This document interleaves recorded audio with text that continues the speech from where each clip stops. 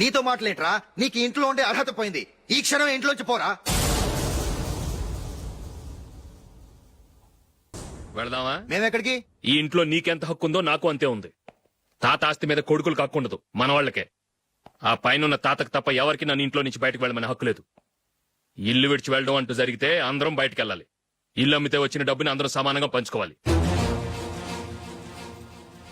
లేదా అందరం కలిసి ఇక్కడే ఉండాలి. చెప్పండి, ఏం చేద్దాం?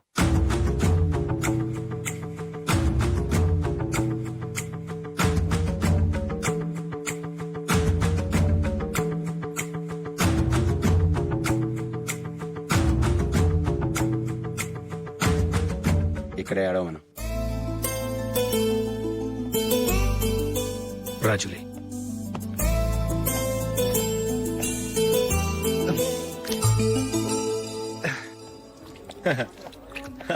Your bill sir.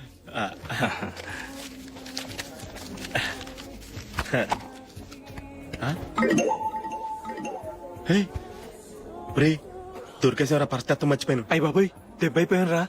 నేను కూడా పర్స్ తీసుకురావడం మర్చిపోయాను రా. అవును మరి, నువ్వు తెస్తే అందులో డాలర్స్ గోల్డ్ బిస్కెట్స్ ఉంటాయి. మహా అయితే లాటరీ టికెట్ లాండ్రీ బిల్లు ఉంటాయి, అంతే కదా.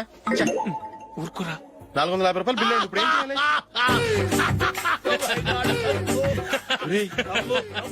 అక్కడికి ఐడియా రా. ఉన్నానండి. నమస్తే సార్. సారీ సార్, ఆ రోజు జరిగింది మీరు ఇంకా మర్చిపోలేదు అనుకుంటాను. నేను తప్పు చేసి మిమ్మల్ని ఇరికించాను సార్. దానికి నేను చాలా ఫీల్ అవుతున్నాను సార్. సార్, ఆ రోజు నేను చేసిన తప్పుకి శిక్షగా ఈ రోజు మీ బిల్ నేను పే చేస్తాను సార్. నా బిల్లు పే చేయడానికి నువ్వెవడివి? అమ్ము, నీతో మాట్లాడితేనే డేంజర్. ఏంటి సార్ ఇది? తప్పులు చేయడం మానవ సహజం.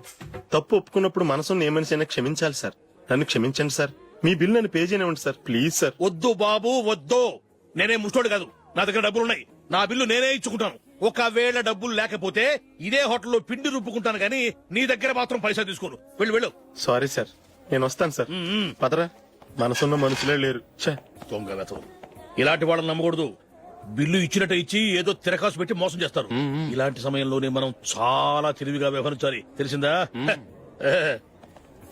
సార్, ఏంటి? బిల్ నేను పే చేస్తున్నాను. వద్దు, నేను పే చేస్తాను, నువ్వు వెళ్ళు. ఓకే, బిల్ ఆయన ఇస్తారంటండి. ఓకే, ఇస్తానండి.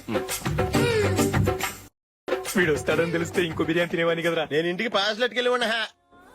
పెద్ద పెద్ద మునగాళ్ళం చూసాం. ఏంటే ఇది? 2 ఫుడ్ సలాడ్లు తిన్నాము, 500 రూపాయలు బిల్లా? మీ బిల్లు 50 రూపీసే సార్. పక్క టేబుల్ బిల్లు కూడా మీరే ఇస్తాన్నారు కదా, రెండు కలిపి 500 రూపీస్.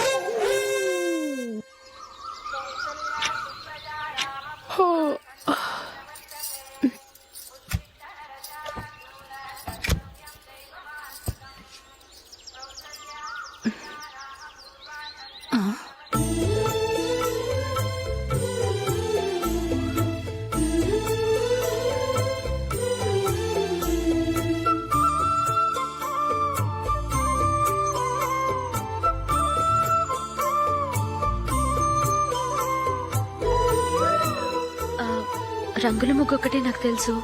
మీరెలా వేస్తారో నేర్పిస్తే రేపటి నుంచి అదే వేస్తాను. కాఫీ రెడీ చేశాను. నేను పిల్లల్ని లేపి స్నానం చేయిస్తాను. మీరెళ్ళి అశోక్ వాళ్ళ అన్నయ్య గారికి కాఫీ ఇవ్వండి. టిఫిన్ రెడీ చేస్తాను. మీరు తొందరగా స్నానం చేసి రండి.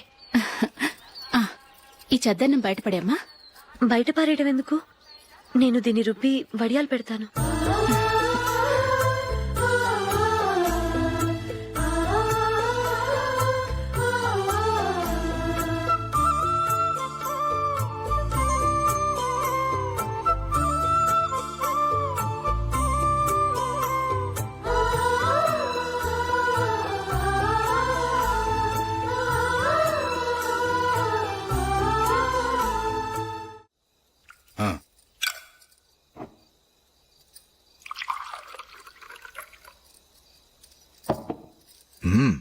ఈ రోజు వంటలు కాస్త బాగున్నట్టున్నాయి.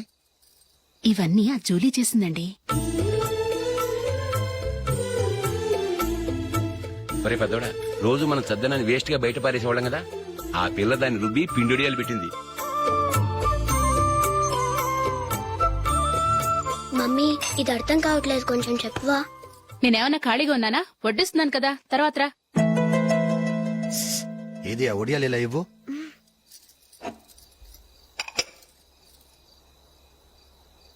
మమ్మీని డిస్టర్బ్ చేయకండి, నేను చెప్తాను సరేనా? రండి.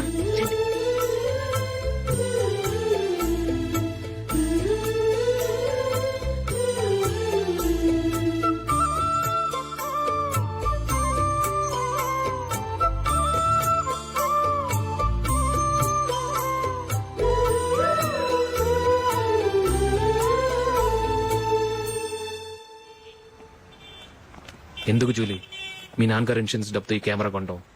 క్రికెట్ టీమ్ లో సెలెక్ట్ అయ్యే వరకు నీకు ఇదే ఉద్యోగం. టీమ్ లో సెలెక్ట్ అయ్యాక లక్షలు సంపాదిస్తావు కదా, అప్పుడు నా డబ్బులు నాకు ఇచ్చే. ఓకే? ఓకే. స్కూల్ కి టైం అయింది, వస్తాను. రండ్రా.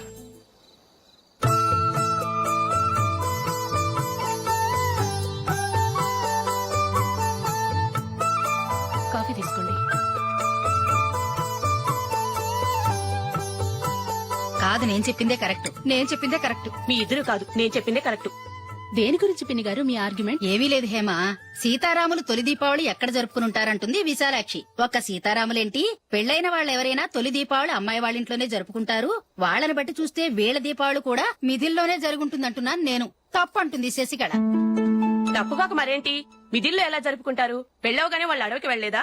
తొలి దీపావళి అక్కడే జరుపుకొని ఉంటారు. ఆ కారడవుల్లో దీపావళి ఎలా జరుపుకుంటారు? 14 సంవత్సరాలు వనవాసం ముగిశాక అయోధ్యకు వచ్చి అప్పుడు జరుపుకుని ఉంటారు. మీ ఇద్దరు చెప్పింది తప్పు, నేను చెప్పిందే కరెక్ట్. కాదు మీ ఇద్దరు చెప్పిందే తప్పు, నేను చెప్పిందే కరెక్ట్. నేను చెప్పిందే కరెక్ట్. కాదు నేను చెప్పిందే కరెక్ట్. ఒక్క నిమిషం, నేను చెప్పనా? ఆచారం అనుష్ఠానం అన్ని తెలిసిన మేమే తెలియ కొట్టుకుంటున్నాం. క్రిస్టియన్ పిల్లవి నీకెలా తెలుస్తుంది? ఏదో నాకు తెలిసింది చెప్తాను, తప్పైతే క్షమించండి. సరే చెప్పు. ఆంటీ, రామావతారం తర్వాత కదా కృష్ణావతారం. కృష్ణావతారంలో నరకాసురుడు చచ్చిపోయిన ఆనందంలో దీపావళి చేసుకుంటారు. దీన్ని బట్టి చూస్తే రామావతారంలో అసలు దీపావళే లేదు. అలాంటప్పుడు వాళ్ళు తొలి దీపావళి ఎలా చేసుకునుంటారు?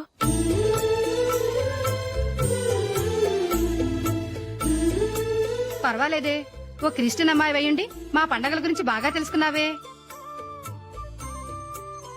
యాండి, నేనోటి చెప్తానేం అనుకోరు కదా? చెప్పు. ఏం లేదు, జూలీ వచ్చిన దగ్గర నుంచి నాకు చాలా హెల్ప్ఫుల్ గా ఉంటుంది. పిల్లల్ని ఇంటిని కూడా చక్కగా చూసుకుంటోంది. మీ తమ్ముడికి కూడా జూలీ అంటే ఇష్టం కదా. వాళ్ళిద్దరికీ పెళ్లి చేస్తే ఎలా ఉంటుందంటారు? నేను అదే అనుకుంటున్నాను. ఊళ్ళో అందరూ వీళ్ళ గురించి ఏదేదో వాగుతున్నారు. వీళ్ళకి ముడి పెడితే తప్ప వాళ్ళ నోళ్లు మూతపడవు. మీరేమంటారు నాన్న? ఇది మనం అనుకోవాల్సింది కాదురా, మీ తమ్ముడు జూలియా డిసైడ్ చేయాలి. వాళ్ళనే అడుగుదాం. మీరు మమ్మల్ని తప్పుగా అర్థం చేసుకున్నారు. చిన్నప్పటి నుంచి మేమిద్దరం ఒకటిగా పెరిగాం. అందుకని ఒకటిగా పెరిగిన వాళ్ళు ఒకటవ్వాలనుకోవడంలో అర్థం లేదు. మాకెప్పుడు అలాంటి ఉద్దేశం లేదు. ఈ రోజు వరకు మేమిద్దరం మంచి ఫ్రెండ్స్ అంతే. అంతకుమించి మా ఇద్దరి మధ్య ఎలాంటి తప్పుడు అభిప్రాయాలు లేవు. ఎరా, ఫ్రెండ్స్ గా తిరిగిన వాళ్ళు పెళ్లి చేసుకోకూడదా? పెళ్లైన తర్వాత భార్యాభర్తలు స్నేహితులుగా ఉండొచ్చు. కానీ స్నేహం ముసుగులో ఆడామగా భార్యాభర్తలుగా మారాలనుకుంటే అది ఫ్రెండ్షిప్ ని అవమానించినట్టు.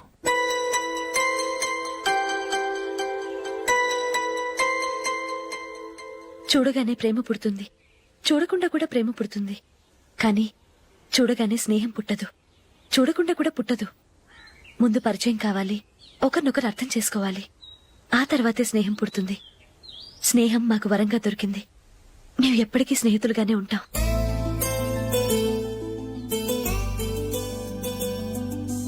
మిమ్మల్ని చూస్తుంటే చాలా గర్వంగా ఉంది.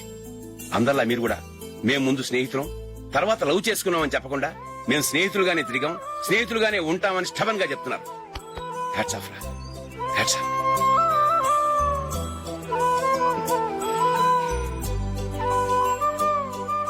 ఊళ్ళో వాళ్ళ మాటలు నమ్మాను, కానీ తోడబుట్టిన వాడిని నమ్మలేకపోయాను. I'm sorry. కమ్. మన ఫ్రెండ్షిప్ ని మీ ఇంట్లోనే సరిగా అర్థం చేసుకోలేదు, ఇంకా బయట వాళ్ళేవి అర్థం చేసుకుంటారు. వాళ్ళ సందేహాలన్నిటికీ ఓ సమాధానం ఇస్తే మంచిది. ఏం చేద్దాం? నువ్వు పెళ్లి చేసుకో. ఏం వేళాకొలంగా ఉందా? అది కాదు అశోక్, నీకు పెళ్ళయిందనుకో, మన ఫ్రెండ్షిప్ గురించి ఎవరూ అనుమానపడరు. అయితే ఆ పెళ్ళేదో నువ్వే చేసుకోవచ్చుగా. నేనా? చూడు అశోక్, నీకే సమస్య వచ్చినా ధైర్యం చెప్పడానికి ఫ్రెండ్ గా నేనున్నాను. నేనే గనక పెళ్లి చేసుకుని వెళ్ళిపోతే నీకెవరుంటారు? ఆడపిల్లవి, ముందు నువ్వు పెళ్లి చేసుకోవాలి గాని నేను చేసుకోవటం ఏంటి? అయినా పెళ్లి చేసుకుని నా దారి నన్ను చూసుకోమంటావా? తండ్రి లేని దానివి, నీ బాధ్యత నా మీద ఉంది. సరే, నీ మాట ప్రకారమే నాకు పెళ్లి సంబంధం తెచ్చావనుకో. ఆ వచ్చిన వాళ్ళు నువ్వెవరు అని అడిగితే వాళ్ళకేం సమాధానం చెప్తావు? ఫ్రెండ్ అని చెప్తావా? చెప్తే వాళ్ళు నమ్ముతారా? చూడు అశోక్, నువ్వు పెళ్లి చేసుకుని నాకు సంబంధం చూసావనుకో, అప్పుడు ఎవరికీ ఏది తప్పుగా అనిపించదు. అది కాదు జూలీ. ఇంకేం మాట్లాడుకు. నేను సంతోషంగా ఉండాలంటే ముందు నువ్వు పెళ్లి చేసుకో. సరే, నువ్వు చెప్పినట్టే నేను పెళ్లి చేసుకుంటాను. కానీ వచ్చే అమ్మాయి కూడా మనల్ని అనుమానిస్తే? మంచి మనసుకి ఎప్పుడూ మంచి జరుగుతుంది. నీకు తప్పకుండా మంచి భార్య వస్తుంది. పాజిటివ్ గా ఆలోచించు అశోక్. రా, వెళదాం. అది పర్లేదు, కదలొచ్చు. కొంచెం జరిగి దగ్గరగా కూర్చోండి. కొంచెం జరుగురా. కొంచెం. ఓకే.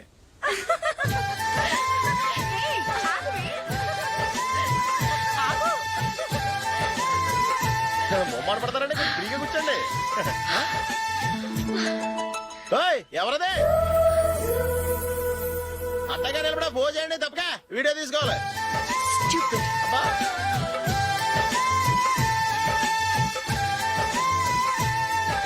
రెడీ, అందరూ ఇటు చూడండి.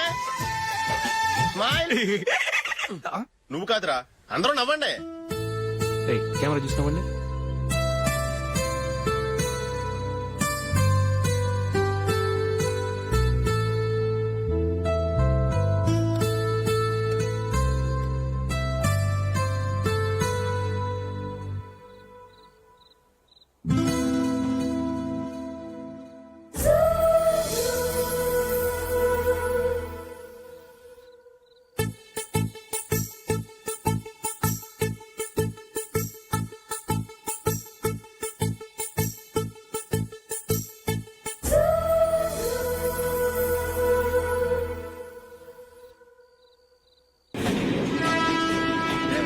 రండి, ఎందుకు మీద కమ్ముని. రేయ్, జాగ్రత్త. కమ్ముని ఎక్కడ? రేయ్, నువ్వు కూడా ఎక్కురా. అబ్బా, ఈ కవరేజ్ లేంటరా బాబు. నిన్న వైజాగ్, ఇవాళ రాజమండ్రి, రేపు విజయవాడ, హైదరాబాద్ ఎప్పుడు చేరుతాము?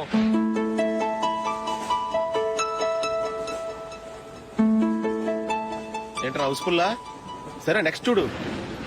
ఇదేంట్రా అందరూ తలుపులు వేసుకున్నారు?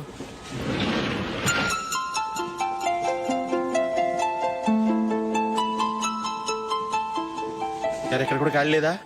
రే, అన్ని ఫుల్ గా ఉన్నాయి. ఎక్కడ ఖాళీ ఉంటే అక్కడికి వెళ్ళి కూర్చోండి. దారా, కాలు పక్కన పెట్టినా.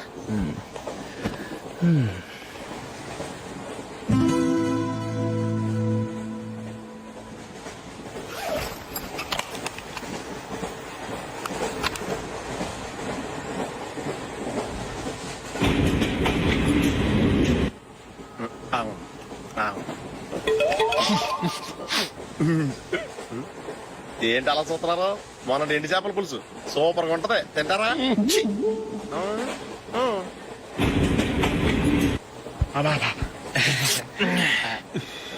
సిగరెటా? ఎస్.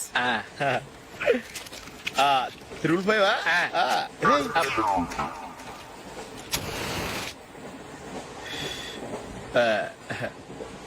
సారీ.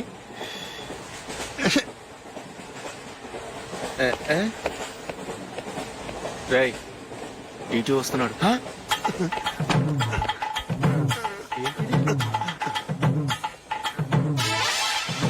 టికెట్.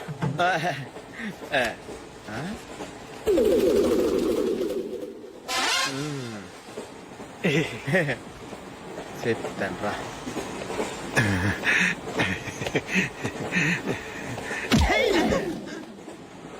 ఓసిగా ట్రైన్ ఎక్కి చేపల పులుసులకి బిడిలకి లుక్కులు ఇస్తావా? సారీ సార్, బతుకు తెరువు కోసం హైదరాబాద్ పెడుతున్నాను. కొంచెం ప్లేస్ ఇవ్వండి సార్. నోర్మే, పని పాటలేని కదవ్వే. చేతిలో పైపు, ఒంటికో కోటు, ఇంగ్లీష్ బుక్స్. సంపేతాను రే, ప్లేస్ లేదు, ఏం లేదు. గోడ కుర్చేసి కూర్చో.